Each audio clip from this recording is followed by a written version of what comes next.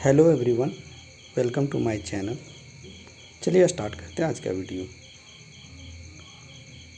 JCERT के द्वारा project rail के तहत आज हम लोग कक्षा 12 के इतिहास विषय से संबंधित ऑब्जेक्टिव प्रश्न को देखेंगे।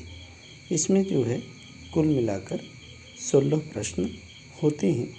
सभी प्रश्न का जो है हम लोग आंसर देखते हैं।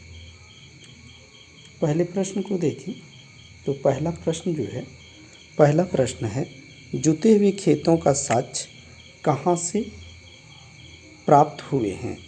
तो जुते हुए खेत का साक्ष्य जो है वो कालीबंगन से या कालीबंगा से। दूसरे प्रश्न को देखें कि सिंधु घाटी सभ्यता में सर्वप्रथम खोजा गया स्थल जो है वो हड़प्पा, 1921 में इसकी खोज हुई थी।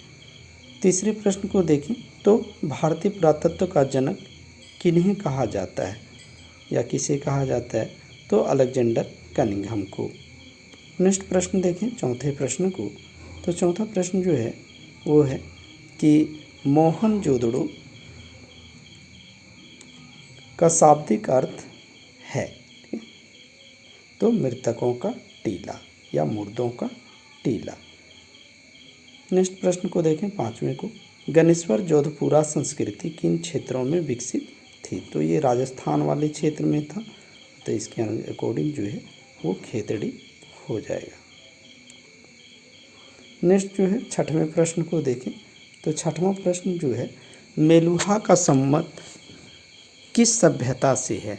तो मेलुहा जो है वो सिंधु सभ्यता के लिए प्रयोग हुआ है। सातवें प्रश्न को देखें कि हड़प्पा सभ्यता की लिपि को सर्वप्रथम किस विद्वान ने पढ़ा था। तो इसमें होगा इनमें से कोई नहीं, इन तीनों में से कोई नहीं पढ़ा था। यद्यपि एक अंग्रेज थे जिन्होंने पढ़ने का प्रयास किया था, यद्यपि उसने भी सफलतापूर्वक पढ़ नहीं पाए।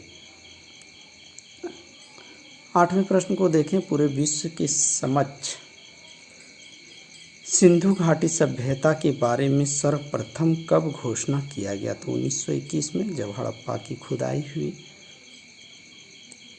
नौवें प्रश्न को देखें तो नौवां प्रश्न जो है कि अशोक के अभिलेख को सर्वप्रथम किसने पढ़ा। तो जेम्स प्रिंसेप ने 1837 ईस्वी। 10वें प्रश्न को देखें अशोक ने कलिंग विजय किया था। ये कलिंग जो है उसका संबंध किस राज्य से, तो कलिंग जो है उड़ीसा। 11वें प्रश्न को देखें इंडिका नामक पुस्तक की रचना किसने किया था। तो मेगास्थनीज ने। नेक्स्ट देखें 12वें प्रश्न को। तो 12वां प्रश्न जो है किस वंश के शासक अपने नाम के आगे देवपुत्र की उपाधि लगाते थे। तो कुषाण शासक, जैसे कनिष्क थे, भीमकड़फिसस, कुजुलकड़फिसस, तो ये सब शासक जो थे तो अपने नाम के पहले जो है वो देवपुत्र लगाते थे। 13वें प्रश्न को देखें तो प्रयाग प्रशस्ति की रचना किस भाषा में किया गया। तो संस्कृत में। गुप्त काल की जो भाषा थी वो संस्कृत थी। मगध के उत्कर्ष के क्या कारण थे। तो इसमें सभी हो जाएगा, इनमें से सभी। लोहे की उपलब्धता, हाथी की प्राप्ति, दुर्गम वन क्षेत्र, तो ये सब इनमें से सभी।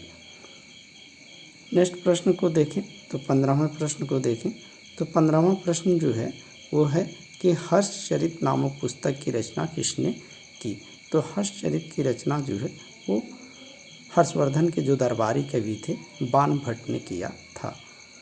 और 16वें और अंतिम प्रश्न को देखें कि अरबों ने सिंध पर विजय कब प्राप्त किया था। तो 712 ईस्वी में। Thank you.